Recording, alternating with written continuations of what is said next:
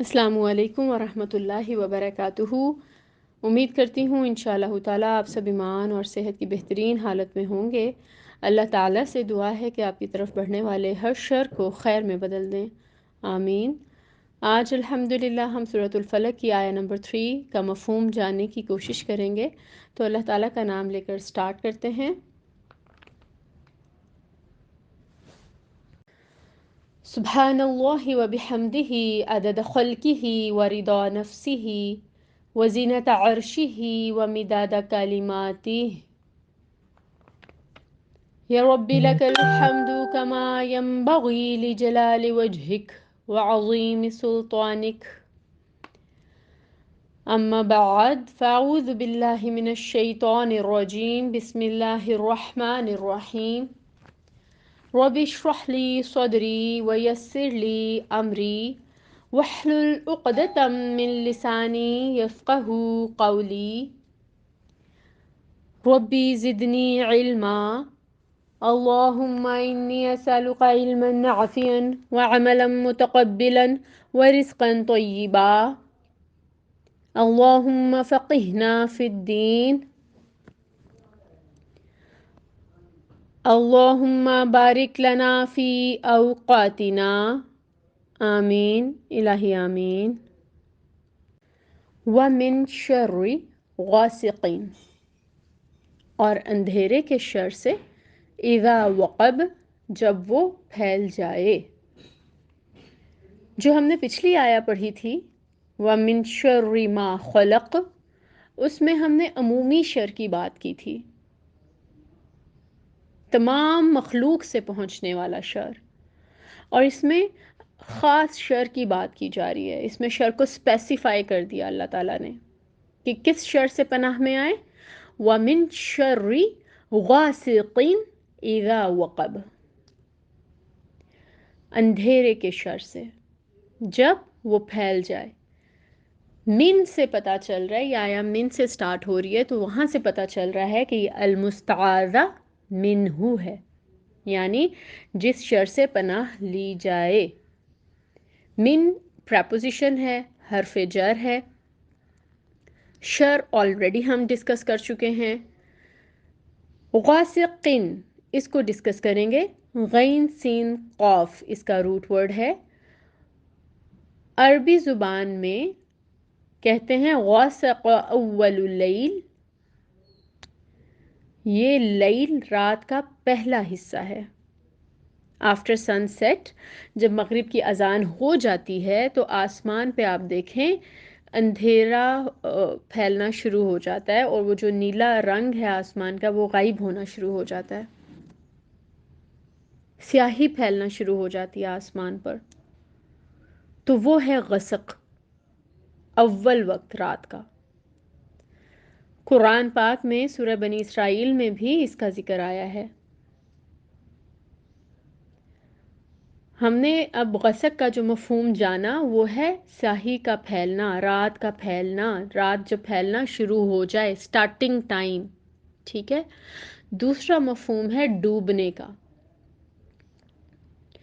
یعنی کہ اب ڈوبنے سے ہمیں یہ بھی پتہ چلتا ہے کہ سورج اس وقت ڈوب جاتا ہے، اندھیرا چھا جاتا ہے، اور یہ بھی کہ جب کوئی چیز دوسری چیز کا کمپلیٹلی احاطہ کر لے، اس کو کور کر لے، تو اندھیرا کور کر لیتا ہے، ہر چیز پہ اندھیرا چھا جاتا ہے، سیاہی چھا جاتی ہے۔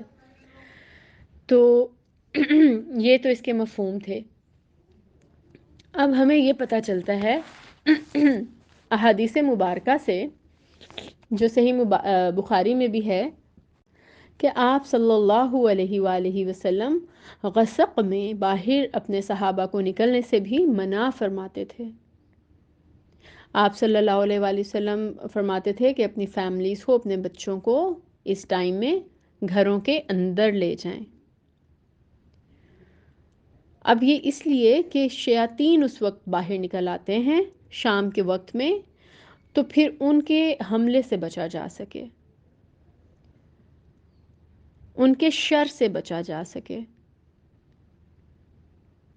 شیاطین جب باہر نکلتے ہیں شام کے وقت، اور انہیں جب کوئی چیز اللہ تعالیٰ کے چیز سے مطلب جو انسان ان کو اللہ تعالیٰ کے ذکر کے بغیر ملتا ہے، اس پر وہ حاوی ہو جاتے ہیں۔ اب شیاطین کس پہ جاتے ہیں؟ نجاست پہ۔ جو دل بھی غافل ملا، جو دل بھی اللہ تعالیٰ کے ذکر سے خالی ملے گا، اس پر وہ اٹیک کر سکیں گے۔ تو آپ صلی اللہ علیہ وآلہ وسلم کی حدیث مبارکہ ہے ایک، جس کا مفہوم آپ سے بیان کر رہی ہوں، جس میں یہ بتایا گیا ہے کہ رات کو برتنوں کو اوندا کر دیں اور برتنوں کو کور کر دیں، اور پانی کے برتن کو بھی کور کر دیں، اور اللہ کا ذکر کریں، اور بچوں کو خود سے قریب کر لیں۔ بچوں کو کیوں قریب کر لیں؟ کیونکہ بچے، چھوٹے بچوں کی بات ہو رہی ہے جو ابھی پڑھ نہیں سکتے دعائیں وغیرہ، تو ان پر کوئی ایسی پروٹیکٹیو شیلڈ نہیں ہوتی، ان کے گرد حصار نہیں ہوتا دعاؤں کا، تو ان کو آپ اندر بلا لیں اس وقت میں، تاکہ شیاطین کے حملے سے وہ بچ سکیں۔ اور یہ اتنی امپورٹنٹ بات ہے، میرے خیال میں تمام مدرس کو پتہ ہونی چاہیے، تاکہ وہ سب اپنے بچوں کو مغرب سے پہلے پہلے اپنے گھروں کے اندر لے آئیں۔ اگر بچے کھیلنے کے لیے باہر نکلے ہیں تو بھی ان کو اندر لے آئیں، صحن میں ہیں تو کمرے میں لے آئیں، تاکہ شیاطین کے حملے سے بچایا جا سکے، ان کو ان کے شر سے بچایا جا سکے۔ اور پھر اب ہمیں یہ بات پتہ چلتی ہے کہ احادیث سے ہمیں اذکار کا وقت پتہ چلتا ہے۔ احادیث میں جو اذکار کا وقت بتایا گیا ہے دیٹ از عصر کا وقت اور مغرب سے پہلے کا وقت۔ تو وہ کیوں؟ آپ دیکھیں اس میں کتنی حکمت ہے، اسی لیے کہ مغرب کے وقت شیاطین باہر آتے ہیں، مغرب سے پہلے پہلے دعائیں پڑھ لیں اور اپنے آپ کو پروٹیکشن میں لے آئیں اللہ تعالیٰ کی، اور ان کے شر سے بچ جائیں۔ تو اب ہمیں کرنے کے کام کیا ہیں؟ غسق کے ٹائم پہ غسق کا ہم نے مطلب جان لیا، اب ہم نے جو یہاں پہ پڑھا تو ہمیں سمجھ یہ آ رہی ہے کہ جیسے ہی شام ہوتی ہے، اندھیرا پھیلتا ہے، مغرب کا وقت ہوتا ہے، ہم نے بچوں کو اندر کرنا ہے، خود کو بھی دعائیں عصر کے بعد، نماز کے بعد آپ اپنی ہیبٹ بنا لیں اذکار کرنے کی، کوشش کریں کہ ضرور آپ شام کی دعائیں عصر کے بعد پڑھ لیں، مغرب سے پہلے پہلے، تاکہ آپ پروٹیکشن میں آ جائیں اور آپ کے بچے بھی۔ پھر رات کو آپ نے برتنوں کو انکور نہیں چھوڑنا، اور اس کے علاوہ آپ نے کوشش کرنی ہے کہ عصر کے بعد آپ ذکر اذکار میں مشغول رہیں، آپ کی زبان سے ذکر جاری رہے، دل سے ذکر کرتے رہیں، تاکہ آپ کا دل خالی نہیں ملے شیطان کو، اور آپ شیطان کے شر سے بچ سکیں، اس کے حملوں سے بچ سکیں۔ اب شیطان اور رات کو پھیل کیوں جاتے ہیں؟ شیاطین رات کو اس ٹائم پہ کیوں آتے ہیں؟ وہ اس لیے کہ یہ ہمیں حدیث میں بتایا گیا ہے، رات ڈارکنیس جو ہے وہ ان کی میٹنگز کے لیے زیادہ ہیلپ فل ہوتی ہے، ان کی ایکٹیویٹیز زیادہ ہو جاتی ہیں، ان کی پروڈکٹیوٹی کہہ لیں آپ زیادہ ہو جاتی ہے، تو اس لیے رات کے وقت میں شر جو ہے اس کا پھیلنے کا اندیشہ زیادہ ہوتا ہے۔ اور رات میں شر کا ایلیمنٹ زیادہ ہے، رات میں نیگیٹو ایکٹیویٹیز زیادہ ہوتی ہیں، ہم یہ نہیں کہہ سکتے کہ کمپلیٹلی ایسا ہوتا ہے، کیونکہ رات کے پہر میں ہی پھر بہرحال وہ پہر بھی آتا ہے جب تہجد پڑھی جاتی ہے اور اللہ تعالیٰ اپنے بندوں کو پکارتا ہے، وہ بھی رات کا ہی پہر ہے۔ لیکن اگر ہم دن کی نسبت دیکھا جائے تو جیسے ہی اول وقت ہے رات کا سٹارٹ ہوتا ہے، اور اس کے بعد پھر جیسے جیسے رات پھیلتی ہے تو شر والی ایکٹیویٹیز یا نیگیٹیوٹی جو ہے وہ زیادہ ہو جاتی ہے، اس وجہ سے اس کی پناہ لینی چاہیے۔ اور کمپلیٹ شر اس لیے نہیں ہے، جیسے میں نے بتایا کہ تہجد کا ٹائم بھی آتا ہے جب اللہ تعالیٰ پکار لگاتے ہیں، تو اس وجہ سے ہر چیز میں کمپلیٹ شر ہم آلریڈی ڈسکس کر چکے ہیں کہ ہر چیز کمپلیٹلی شر نہیں ہے، رات میں شر ہے، لیکن ہم یہ نہیں کہیں گے کہ پوری رات شر ہے، اس میں اچھے کام بھی ہوتے ہیں، لیکن زیادہ جو امپیکٹ آتا ہے وہ یہی کہ اس میں شر والی ایکٹیویٹیز یا نیگیٹیو ایکٹیویٹیز زیادہ ہوتی ہیں۔ آپ صلی اللہ علیہ وآلہ وسلم نے چاند کو بھی غاسق کہا۔ چاند میں ایسی قوت موجود ہے جو سمندروں کے پانی کو ہلا دیتی ہے، یعنی جب یہ چاند کے ڈیز اوپر نیچے ہوتے ہیں تو کیسے سمندر میں مد و جزر بھی آتا ہے، کتنی لہریں اوپر اٹھتی ہیں، وہ سب چاند کی وجہ سے، اور پھر لوگوں کی سم ٹائمز ہلاکتیں بھی ہو جاتی ہیں، تو یہ چاند کا شر ہے۔ اس کے علاوہ کچھ ایسے برین کے پرابلمز ہوتے ہیں، دماغی امراض ہوتے ہیں جن کا تعلق چاند سے سمجھا جاتا ہے.